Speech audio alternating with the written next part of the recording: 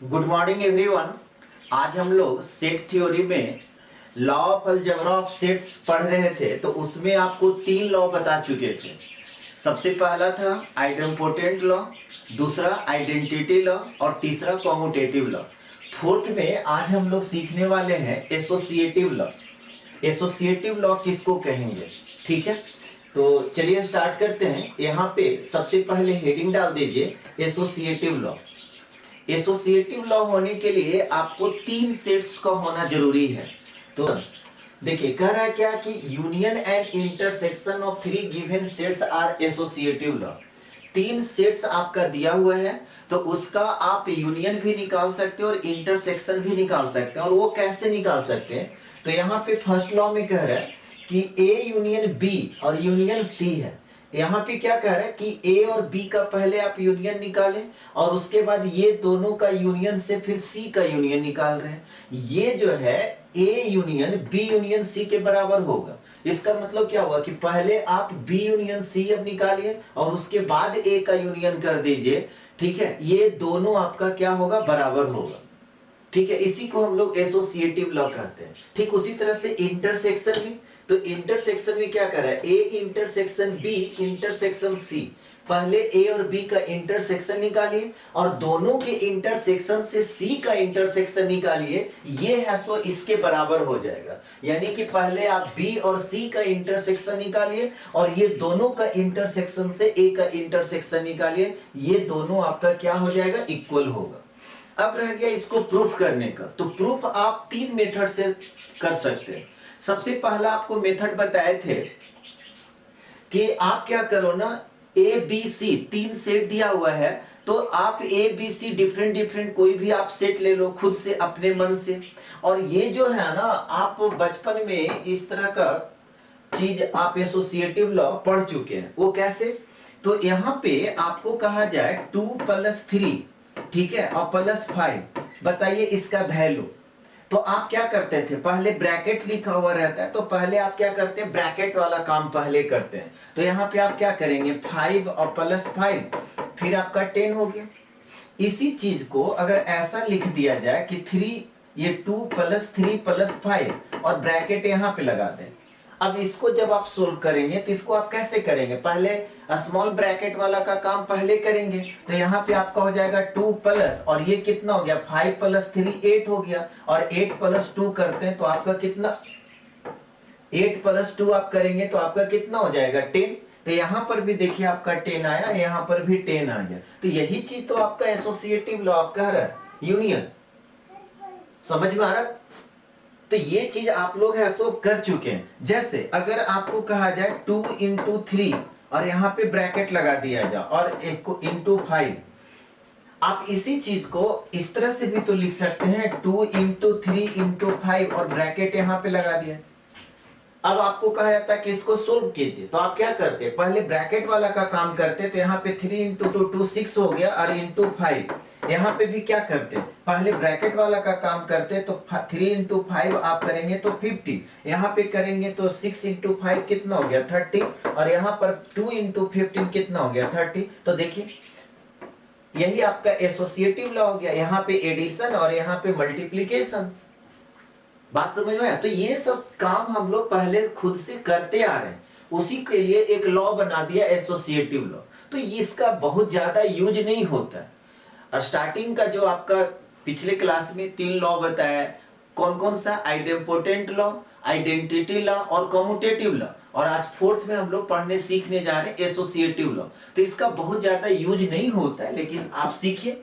तो सबसे पहला जो प्रूफ है, क्या करने जा रहे हैं, अपने मन से आप 3 सेट ए बी सी मान लीजिए। यहां पर एक सेट ए ले लिए जिसके एलिमेंट्स है 1, 2, 3, 4, 5। एक दूसरा सेट ले लिए बी जिसका एलिमेंट है 3, 4, 5, 6, 7। और एक तीसरा सेट ले लिए 6, 7, 8, 9। ये 3 सेट्स अपने मन से कुछ भी आप ले लीजिए, ठीक है। अब फर्स्ट वाले को प्रूफ करने जा रहे हैं। तो फर्स्ट वाले को प्रूफ करने जाएंगे तो इस तरह का क्वेश्चंस हम लोग पहले कर चुके हैं। तो वहां पे अगर आपका इस तरह का सेट दिया हुआ है और आपको कहा जाए A union B union C निकालिए, तो आपको क्या बताए थे? आप सबसे पहले क्या कीजिए, ए यूनियन बी निकाल दीजिए। तो ए यूनियन बी जब निकालेंगे तो यूनियन का मतलब क्या बताए थे? ए का भी एलिमेंट होना चाहिए, बी का भी एलिमेंट होना चाहिए, और अगर दोनों में है तो दोनों का एलिमेंट होना चाहिए। ठीक है, तो इसको यूनियन लिखने का तरीका बताए थे। जैसे यहाँ पे आपको निकालना है ए यूनियन बी, तब आप क्या कीजिए, सबसे पहले ए के सारे एलिमेंट को लिख दीजिए। तो ए का जो सारा एलिमेंट है क्या क्या है, 1, 2, 3, 4, 5। इसके बाद बी के सारे एलिमेंट को लिख दीजिए। तो बी का जो एलिमेंट है वो स्टार्ट कहां से हो रहा है, 3। तो यहाँ पर 3 नहीं लिखेंगे। क्यों नहीं लिखेंगे? क्योंकि 3 पहले हम लोग लिख चुके हैं। कोई भी एलिमेंट सेट में रिपीट नहीं करना चाहिए। इसके बाद क्या है, 4, तो 4 भी यहाँ पे लिख चुके हैं। इसके बाद क्या है, 5, तो 5 भी लिख चुके हैं। इसके बाद क्या है, 6 और 7, तो यहाँ पर 6 और 7 लिखेंगे। ये क्या हो गया, A union B, curly bracket close कर दीजिए। बीच में आपका यूनियन है तो यहाँ पे आप यूनियन का साइन दीजिए। इसके बाद क्या है, सी, तो सी एज यूजुअल लिख दीजिए। अब ये दोनों का यूनियन, तो ये दोनों का यूनियन निकालने के लिए कहा जाए तो पहले इसके सारे एलिमेंट को लिख देंगे, फिर इसके सारे एलिमेंट को लिख देंगे। तो यहाँ पर ये दोनों का अगर यूनियन लिखने के लिए कहा जाएगा तो क्या हो जाएगा, 1, 2, 3, 4, 5, 6, 7, ये सारा हो गया। अब इसके एलिमेंट को जब लिखेंगे तो 6 है, तो 6 तो हम लोग लिख चुके हैं। इसके बाद क्या है, 7 भी हम लोग लिख चुके हैं। इसके बाद क्या है, 8, तो यहाँ पर 8 लिखेंगे। फिर 9 है तो 9 लिख दिए, करली ब्रैकेट को क्लोज कर दिए। ये क्या निकला, A union B union C निकला। समझ में आ रहा है बात? अब इसके बाद क्या है, अब हम लोग निकालेंगे A union B union C. ठीक है, अब यहाँ पे क्या निकालेंगे, A union B union C. तो इसमें क्या करेंगे, ए के जो एलिमेंट है उसको एज यूजुअल पहले लिख दीजिए। बीच में आपका यूनियन है तो यूनियन दे दिए, और उसके बाद बी यूनियन सी निकालेंगे। तो बी यूनियन सी निकालने के लिए क्या करेंगे, सबसे पहले बी के सारे एलिमेंट को आप लिख दीजिए। तो बी का जो एलिमेंट है 3 से स्टार्ट हो रहा है, तो यहाँ पर 3, 4, 5, 6, 7। ठीक है, इसके बाद किसका एलिमेंट लिखेंगे, सी का। सी देखिए कहां से स्टार्ट हो रहा है, 6 से, तो 6 तो यहाँ पे लिख चुके हैं। इसके बाद क्या है, 7 भी लिख चुके हैं। इसके बाद क्या है, 8 और 9, तो यहाँ पर 8 लिखेंगे और 9 लिखेंगे, करली ब्रैकेट क्लोज कर दिए। समझ में आ रहा है बात? अब ये दोनों का यूनियन लिखेंगे। तो ये दोनों का यूनियन लिखने के लिए आपको क्या करेंगे, करना होगा, तो ये दोनों का यूनियन लिखने के लिए सबसे पहले इसके सारे एलिमेंट को आप लिख दो। तो यहाँ पर 1 से स्टार्ट करेंगे, 1, 2, 3, 4, 5। इसके बाद इसके सारे एलिमेंट को लिख दीजिए। तो यहाँ पर 3 से स्टार्ट हो रहा है, यहाँ पर 3 हम लोग लिख चुके हैं। तो 3 से यहाँ पे स्टार्ट हो रहा है, तो 3 लिख चुके हैं, नहीं लिखेंगे। 4 है तो 4 भी लिख चुके हैं, नहीं लिखेंगे। 5 है तो 5 लिख चुके हैं, नहीं लिखेंगे। इसके बाद क्या, 6, 7, 8, 9, तो यहाँ पर 6, 7, 8, 9 करली ब्रैकेट क्लोज कर दिए। अब आप देखिए कि यहाँ पर 1 से स्टार्ट हुआ है और 9 तक गया। ये सारे क्या है, नेचुरल नंबर 1 to 9। यहाँ पर भी क्या है, ये नेचुरल नंबर 1 to 9। तो ये दोनों इक्वल आ गया। तो ये जब दोनों इक्वल आ गया तो हम लोग क्या कह सकते हैं कि देयरफॉर क्या लिखेंगे, A union B union C equal to A union B union C. बोलिए कोई दिक्कत? तो इस तरह का क्वेश्चंस हम लोग पहले कर चुके हैं और बहुत सारा क्वेश्चंस बनाए हुए।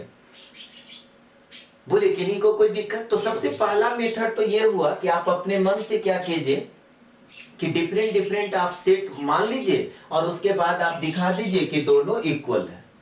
यहां तक कंप्लीट कीजिए।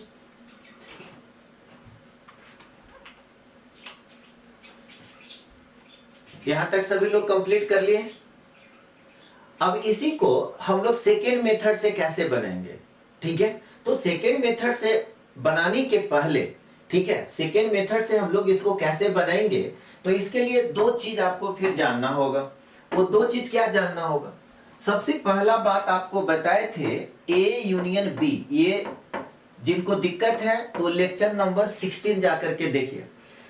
ए यूनियन बी में आपको बताए थे कि इसको सेट बिल्डर फॉर्म में जब आपको लिखना होगा तो इसको आप कैसे लिखेंगे, x such that x belongs to a और x बिलोंग्स टू b। ये आपको सेट बिल्डर फॉर्म में ए यूनियन बी को लिख सकते हैं। ए इंटरसेक्शन बी का मतलब क्या हुआ? ए इंटरसेक्शन बी को आप सेट बिल्डर फॉर्म में लिखेंगे x such that x belongs to A and x belongs to B. ठीक है, जब इंटरसेक्शन होता है तो एंड लिखते हैं और यूनियन होता है तो और लिखते हैं। और का मतलब या, और एंड का मतलब हिंदी में और हो गया कि दोनों। इंटरसेक्शन में क्या होता है? दोनों में जो कॉमन होता है। और यूनियन में क्या बोलते हैं कि ए का भी एलिमेंट हो सकता है या बी का भी एलिमेंट हो सकता है या दोनों का हो सकता है, यही बोलते हैं ना। तो यहां पर एक चीज तो ये आपको जानना पड़ेगा। दूसरा, कोई भी दो सेट इक्वल सेट कब कहलाता है? तो आपको वहां पे बताए थे कि A is a subset of B, A is a subset of B and B is a subset of A. Then तब हम लोग कहते हैं कि ए इक्वल टू बी, यानी कि ए और बी दोनों इक्वल सेट है। ए और बी दोनों कैसा सेट है? इक्वल सेट्स है। क्यों? A subset, A is a subset of B जब आप बोलते हैं, इसका मतलब क्या हुआ कि ए का सारा एलिमेंट बी में है। और जब आप बोलते हैं कि B is a subset of A, इसका मतलब क्या हुआ कि बी का सारा एलिमेंट ए में है। तो जब ए का सारा एलिमेंट बी में और बी का सारा एलिमेंट ए में है तो आप कह सकते हैं कि ए और बी दोनों क्या है? इक्वल सेट है। तो ये दो इंफॉर्मेशन आपको पता होना चाहिए सेकेंड मेथड से प्रूफ करने के लिए। अब देखिए यहां पे क्या करने जा रहे हैं। यहां पे हम लोग क्या करने जा रहे हैं कि x मान लेते हैं कि इसका एलिमेंट है। यहां पे let x belongs to a union b union c। ध्यान से सीखिएगा, क्या माने कि x है सो ये a union b union c का एलिमेंट है। अब कुछ देर के लिए अपने दिमाग में समझने के लिए आप इसको a कहो और आप इसको c को b कहो और ये यूनियन है। तो अभी आपको क्या बताया कि x belongs to a union b होता है। इसका मतलब ये होता है कि x such that x belongs to a और x बिलोंग्स टू b। अभी आपको बताया, तो इसके बेसिस पे आप यहाँ पे क्या लिखेंगे? आप लिखेंगे कि x belongs to a union b और x बिलोंग्स टू c। देखिए तो ए की जगह पे क्या है? ए की जगह पे क्या माने हैं? ए यूनियन बी, तो ए यूनियन बी लिख दिए। और बी के जगह पे क्या माने? सी। अब देखिए फिर ये यूनियन आया तो इसको आप लिख सकते हैं x बिलोंग्स टू ए और x बिलोंग्स टू बी। बोलिए, और यहां पे और है तो ये और रहने देंगे और x बिलोंग्स टू सी। बोलिए, ऐसा लिख सकते हैं कि नहीं लिख सकते? अब यहाँ पे ये जो ब्रैकेट है तो इसी चीज को आप x बिलोंग्स टू a और यहाँ पे ब्रैकेट लगा दिए x बिलोंग्स टू b और x बिलोंग्स टू c। आप ऐसे लिख सकते हैं। समझ में आ रहा है बात?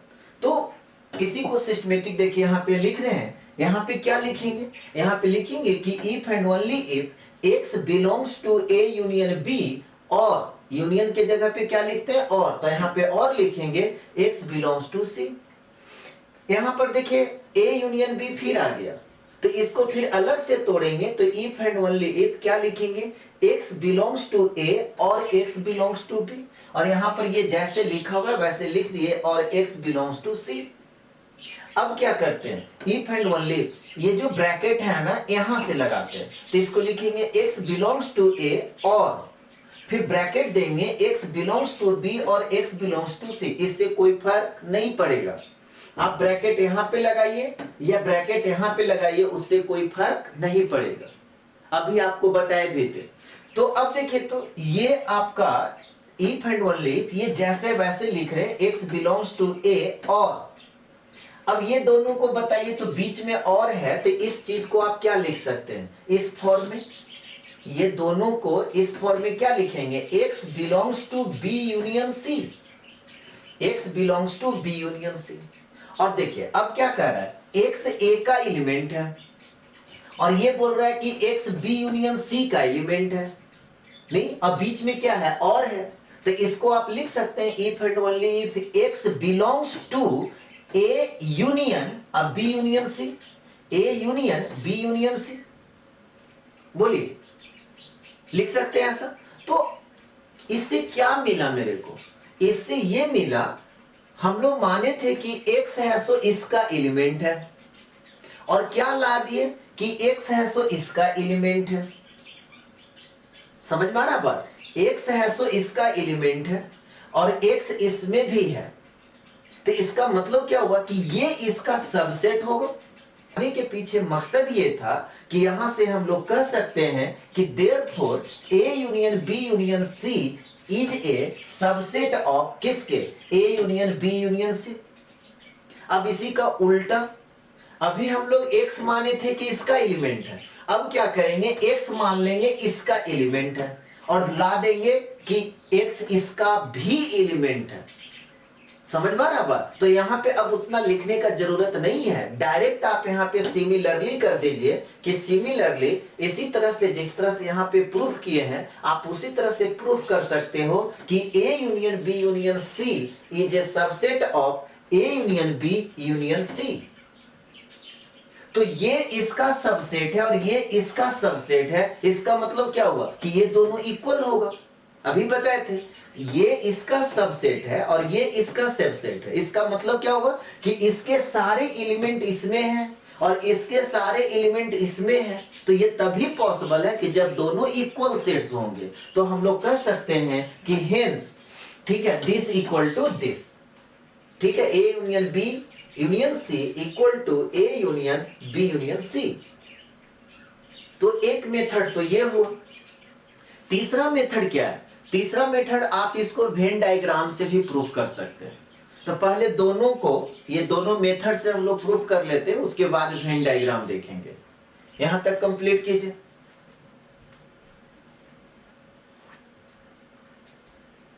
यहां तक सभी लोगों का हो गया? चलिए अब हम लोग सेकेंड को देखते हैं। सेकेंड में क्या कह रहा है? A intersection B intersection C equal to this. तो यहां पे भी क्या करेंगे, इसको भी प्रूफ करने के लिए A B C different different कोई भी सेट ले लीजिए। तो यहां पर A इक्वल टू, फिर हम लोग ले लिए 1 2 3 4 5, B ले लिए 3 4 5 6 7 और C ले लिए 6 7 8 9। अब क्या करेंगे, सेकेंड में मेरा सबसे पहला क्या है, A intersection B intersection C। तो इसको निकालने के लिए क्या कीजिएगा, सबसे पहले आप A इंटरसेक्शन B निकालिएगा। और इंटरसेक्शन का मतलब क्या होता है, दोनों में कॉमन। तो A इंटरसेक्शन B, अब यहां पे देख करके बताइए कि A और B में कॉमन क्या है। A और B में कॉमन क्या है, तो देखिए तो 3 आपका कॉमन है, 4 भी कॉमन है और 5 भी कॉमन है। तो हम लोग लिख सकते हैं A इंटरसेक्शन B के जगह पे 3, 4, 5। बोलिए, बीच में इंटरसेक्शन है तो यहां पर फिर इंटरसेक्शन हम लोग देंगे। इसके बाद C है तो C के सारे एलिमेंट को एज यूजुअल लिख दिए। अब ये दोनों में देखिए कि कॉमन क्या है, ठीक है, ये दोनों में मेरा कॉमन क्या है। तो यहां पर कॉमन देखिए क्या है, 3 नहीं है, 4 नहीं है, 5 नहीं है। तो ये दोनों में तो कॉमन ही कुछ नहीं है। इसका मतलब क्या हुआ कि इसको हम लोग 5 लिखेंगे, जब कॉमन नहीं है तो नहीं है। 5 का मतलब क्या हो गया, एम्प्टी सेट। तो ये दोनों में आपका कॉमन कुछ भी नहीं है, ठीक है। अब इससे चलते हैं, ठीक है, अब इसको निकालते हैं। A intersection B intersection C, A intersection B intersection C। A जैसे है वैसे एज यूजुअल लिख दीजिए 1 2 3 4 5। B और C का इंटरसेक्शन, तो B और C का इंटरसेक्शन बताइए क्या होगा। B और C में देखिए 3 इसमें है, नहीं है, 4 नहीं है, 5 नहीं है, 6 है, 7 है। इसका मतलब क्या हुआ कि 6 और 7 क्या हुआ, दोनों में कॉमन है। तो B और C का जो इंटरसेक्शन होगा वो क्या होगा, इंटरसेक्शन दिए 6 और 7, ठीक है, 6 और 7। अब बताइए कि ये दोनों में कॉमन क्या है। तो यहां पर 1 से 5 है और ये 6 से 7 है, दोनों में तो एक भी एलिमेंट कॉमन नहीं है। तो इसको भी हम लोग क्या लिखेंगे, 5। अब देखिए इससे भी मेरा 5 आया और इससे भी मेरा 5 आ गया, तो दोनों का राइट साइड इक्वल है तो लेफ्ट साइड इक्वल हो जाएगा। तो हम लोग यहाँ पे क्या कर सकते हैं कि therefore A intersection B intersection C equal to A intersection B intersection C। ये पहला मेथड हो गया, नोट कीजिए।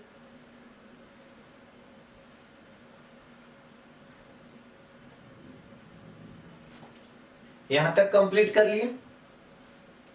अब हम लोग सेकेंड मेथड देखते हैं। सेकेंड मेथड में आपको लिखना होगा तो आप लिख लीजिएगा। सेकेंड मेथड क्या है? A intersection B intersection C equal to, ये आपको प्रूफ करना है। कैसे करेंगे? सबसे पहले मान लेंगे कि x है सो इसका एलिमेंट है, ठीक है? तो उसको कैसे लिखते हैं? x belongs to a intersection b intersection c। अभी आपको बताए थे इंटरसेक्शन के बारे में। यहाँ पे क्या लिखेंगे? If and only if. इसको कैसे लिखेंगे? तो x बिलोंग्स टू ये है और इंटरसेक्शन ये है। इंटरसेक्शन में हम लोग क्या लिखते हैं? एंड। तो पहले लिखेंगे कि x belongs to a intersection b, x belongs to a intersection b। अब यहां पर इंटरसेक्शन है तो लिखेंगे and x belongs to c। अब देखिए फिर ये दोनों का भी इंटरसेक्शन है तो इसको आप फिर लिख सकते हैं कि x belongs to a and intersection को क्या लिखते हैं? एंड। तो यहां पर लिखेंगे and x belongs to b और इसको भी आप लिख दीजिए as usual and x belongs to c। अब ये जो ब्रैकेट यहां पे है आप इसको यहां पर दे देंगे, कोई फर्क नहीं पड़ेगा। तो यहां पे आप लिख सकते हैं if and only if x belongs to a and, इसके बाद यहां पे ब्रैकेट लगा देंगे और फिर लिखेंगे x belongs to b and x belongs to c। अब इसी कंसेप्ट को यहां पे यूज करेंगे। एंड है तो आप देखिए x belongs to b and x belongs to c है तो एंड के जगह पे क्या देते हैं? इंटरसेक्शन। तो ये पूरे को मिला करके आप क्या लिखेंगे? x belongs to b intersection c। तो ये जैसे है वैसे लिख दिए। एंड है तो एंड भी लिख दिए और इसको अब हम क्या लिख सकते हैं? हम लोग इसको हम लोग लिख सकते हैं x belongs to b intersection c। इसको क्या लिख सकते हैं? x belongs to b intersection c। अब देखिए फिर अब ये दोनों का एंड है, ये दोनों का एंड है तो इसके जगह पे फिर क्या लिखेंगे? इंटरसेक्शन। तो यहां पे क्या लिखेंगे?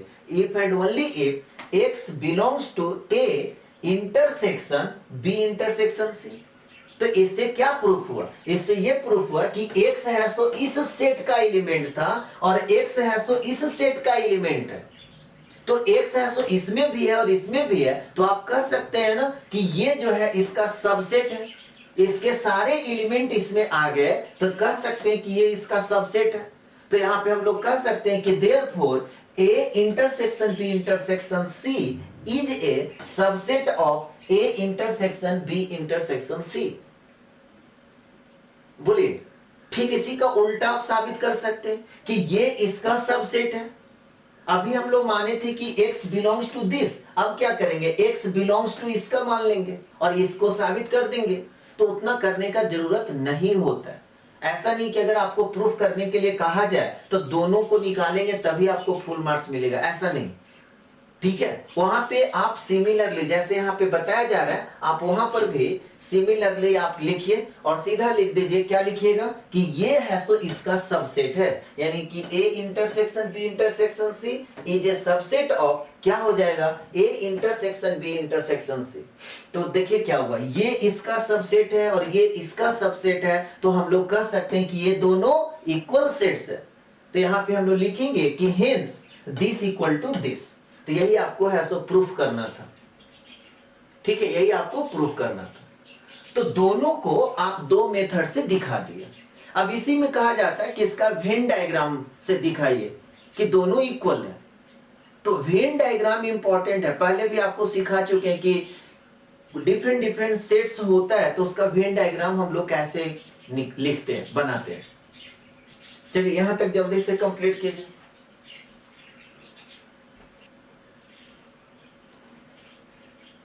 यहां तक हो गया सभी लोगों का? वेन डायग्राम ध्यान से समझिएगा, आगे इसका जरूरत पड़ेगा। बहुत सारा क्वेश्चन आप डायरेक्ट वेन डायग्राम से बना सकते हैं, ठीक है? अब इसको देखिए, वेन डायग्राम आपको लिखना होगा तो आप यहाँ पे लिख सकते हैं वेन डायग्राम। वेन डायग्राम बनाने के लिए आपको क्या बताए थे? सबसे पहले हम लोग एक रेक्टेंगल खींचते हैं। ये क्या रिप्रेजेंट करता है? यूनिवर्सल सेट को। ये क्या रिप्रेजेंट करता है? यूनिवर्सल सेट को। यहाँ पे टोटल सेट्स कितने हैं? 3। और सेट्स को किस तरह से रिप्रेजेंट करते हैं? सर्कल से। कितना सर्कल खींचना होगा? तो 3। तो यहाँ पर 1 2 3 सर्कल्स खींच दिए। नाम दे दीजिए, इसको हम A कह रहे हैं, इसको B कह रहे हैं और इसको C कह रहे हैं। अब ध्यान दीजिएगा, आपको निकालना क्या है, ए यूनियन बी। ध्यान से समझिएगा, A union B. A union B का मतलब ए के सारे एलिमेंट, याद है ना, ए के सारे एलिमेंट को हम लोग लिखते थे। तो ए के सारे एलिमेंट यानी कि पूरा जो ए सर्कल है उसको हम लोग क्या करेंगे, शेडेड करेंगे। ए के सारे एलिमेंट, और किसके साथ यूनियन है, बी, तब बी के भी सारे एलिमेंट, और उसी में कुछ कॉमन भी एलिमेंट होता था उसको भी। तो इसका मतलब क्या हुआ कि पूरे सर्कल को अब बी को हम लोग कलर कर देंगे, पूरे सर्कल बी को हम लोग कलर कर देंगे। अब आपसे ये वेन डायग्राम दे दे और आपसे कोई टीचर पूछे कि अच्छा जी मिस्टर एक्स आप बताइए कि ये किस चीज का वेन डायग्राम है, तो आप क्या देखेंगे, आप ये देख रहे हैं कि ए जो सर्कल है वो पूरा साइडेड है, आप देख रहे हैं कि बी जो सर्कल है वो भी पूरा साइडेड है, तो आप इसको क्या बोलेंगे, ए यूनियन बी। यूनियन और इंटरसेक्शन का वेन डायग्राम जब बताए थे तो वहां पे तीन तीन कंडीशन लेकर के हम वहां पे वेन डायग्राम आपको बताए थे। तो ये क्या हो गया, ए यूनियन बी। समझ में आ रहा बात। तो इसी को अब देखिए यहां पे फिर हम लिख रहे हैं। अब आपको टीचर कह दे कि एक काम कीजिए, आप ए यूनियन बी तो आप बना लिए, ए यूनियन बी का यूनियन सी के साथ यूनियन कर दीजिए। तो सी के साथ जब आप यूनियन करेंगे इसका मतलब क्या हुआ कि सी के भी सारे एलिमेंट को लेना है। तो ये अभी क्या है, ये आपका ए यूनियन बी है। अब आपको कह रहा है कि इसका ये दोनों का यूनियन सी के साथ कर दीजिए। तो इसका मतलब क्या हुआ कि जो सी सर्कल है उसको भी आप पूरा शेडेड कर दीजिए। समझ में आ रहा बात। ये आपको क्या दिख रहा है, ए यूनियन बी, और सी के सर्कल को पूरे हम शेडेड कर दिए। तो अब क्या हो गया, ए यूनियन बी का यूनियन किसके साथ, सी के साथ। बोलिए कोई दिक्कत। अब एक तीसरा वेन डायग्राम हम बनाने जा रहे हैं, वो क्या करने जा रहे हैं, बी यूनियन सी। क्या करने जा रहे हैं, बी यूनियन सी। तो बी यूनियन सी का मतलब क्या हुआ, आप बी जो सर्कल है, देखिए बी जो सर्कल है इस पूरे सर्कल को आप शेडेड कर दीजिए, और ये जो सी सर्कल है इस पूरे सर्कल को आप शेडेड कर दीजिए। अब यही आपको वेन डायग्राम दे दिया जाता और आपसे टीचर पूछते कि बताइए ये वेन डायग्राम किसका है, तो आप क्या देखिएगा, आप ये देखिएगा कि यहां पर बी जो सर्कल है ये पूरा साइडेड है, सी जो सर्कल है ये पूरा साइडेड है, यानी कि बी के भी सारे एलिमेंट हो गए, सी के भी सारे एलिमेंट है। तो आप इसको क्या बोलते हैं, बी यूनियन सी। अब टीचर बोले कि काम कीजिए, आप बी यूनियन सी जो आप निकाले इसका यूनियन निकालिए ए के साथ, इसका यूनियन निकालिए ए के साथ। तो एक यहां पे चौथा हम वेन डायग्राम बनाने जा रहे हैं, ये क्या है, बी यूनियन सी। अब आपको टीचर कह दिए कि बी यूनियन सी का यूनियन किसके साथ, ए के साथ। तो ए वाला भी सर्कल आप क्या करेंगे, शेडेड कर देंगे। समझ में आ रहा बात। तो ये क्या हुआ, बी यूनियन सी का यूनियन किसके साथ है, ए के साथ। नीचे जगह नहीं है तो बगल में लिख दे रहे A union B union C. ये बी यूनियन सी का यूनियन किसके साथ हो गया, ए के साथ। अब जो मेन इंपॉर्टेंट बात था उसको आप समझिए। देखिए तो ये दोनों जो वेन डायग्राम है ये दोनों सेम है क्या, देख लीजिए। तो जबकि ये वेन डायग्राम हम लोग क्या निकाले थे, A union B union C, और ये वेन डायग्राम हम लोग निकाले A union B union C. मतलब ये जो ए जो यूनियन है बी यूनियन सी का यूनियन है, जबकि यहां पर सी जो है वो ए यूनियन बी का यूनियन है। और दोनों का देखिए फिगर सेम है। समझ में आ रहा होगा। तो यहां से हम लोग कह सकते हैं कि देयरफॉर ए यूनियन बी का यूनियन सी जो होगा वो इसके इक्वल होगा। तो आप नीचे लिखिएगा, जगह नहीं था इसीलिए हम बगल में लिख रहे हैं। तो यहां पे हो गया कि therefore A union B union C equal to हो गया A union B union C. बोलिए सब लोग को समझ में आया, सब लोग को समझ में आया। अगर वेन डायग्राम में थोड़ा सा भी अगर दिक्कत होता है तो वेन डायग्राम जहां पे पढ़ाए वहां कब जाकर के उसको देखिए, ठीक है।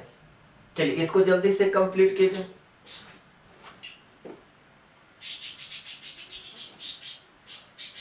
यहां तक कंप्लीट कर लिए। अब सेकेंड का, ये तो फर्स्ट का वेन डायग्राम था। अब आपको इसी में कहा जाता है कि सेकेंड का वेन डायग्राम बताइए। तो सेकेंड का वेन डायग्राम जब बनाएंगे तो स्टार्ट कैसे करते हैं, एक रेक्टेंगल हम लोग लेते हैं, ये क्या रिप्रेजेंट करता है? यूनिवर्सल सेट को।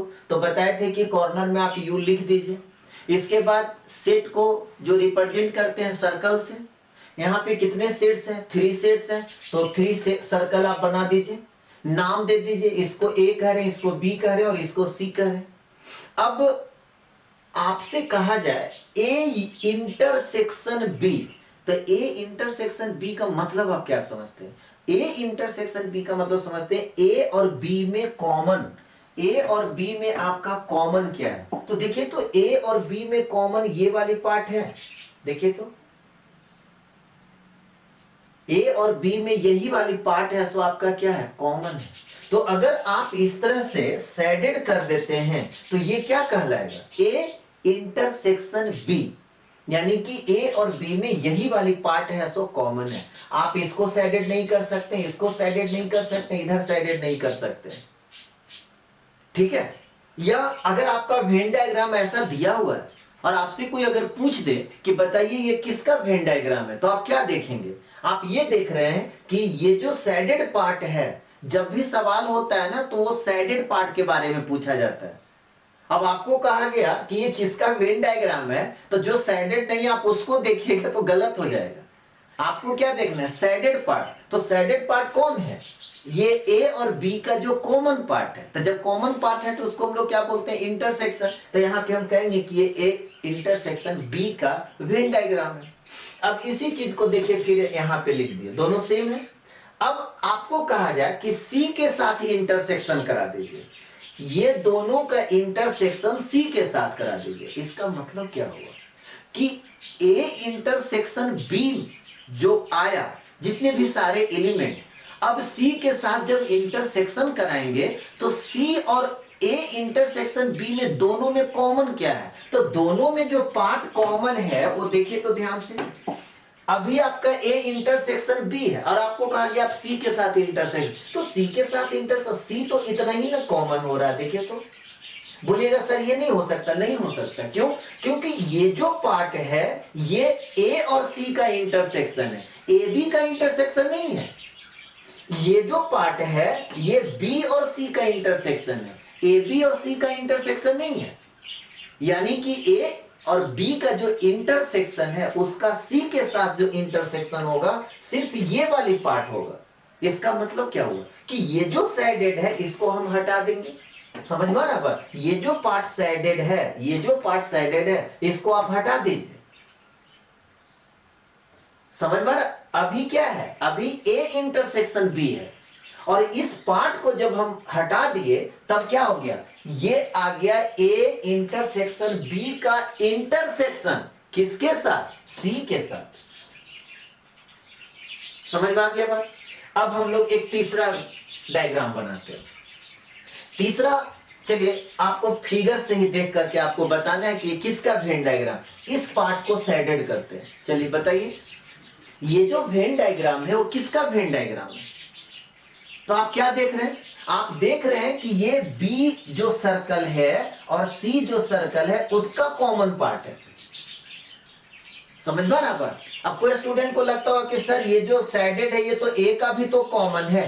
भाई एक पूरा, आप ए का कॉमन आप कैसे बोलेंगे? ए तो ये भी तो पार्ट है ए, तो आप बोल सकते हैं क्या? नहीं।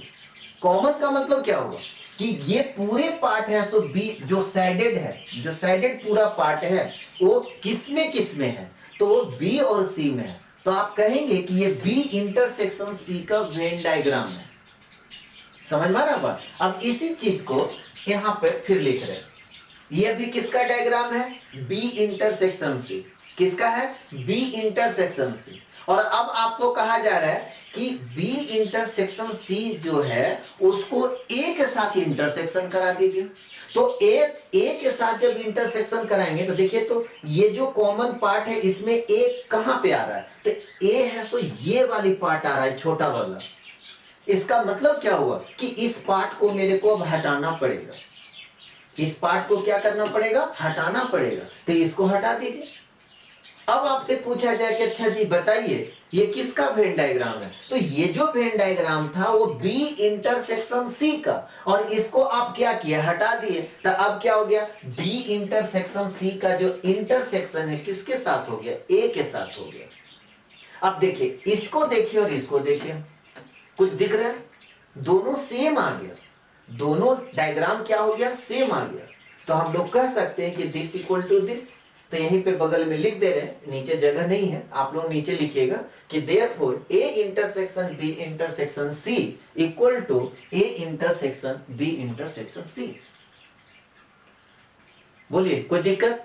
तो आपका 4 प्रॉपर्टी खत्म हो गया। सब पिछले क्लास में आपको बताए थे आइडेम्पोटेंट लॉ, सेकेंड में आपको बताए थे आइडेंटिटी लॉ, थर्ड में आपको बताए थे कॉम्यूटेटिव लॉ, फोर्थ में आपको बताया एसोसिएटिव लॉ।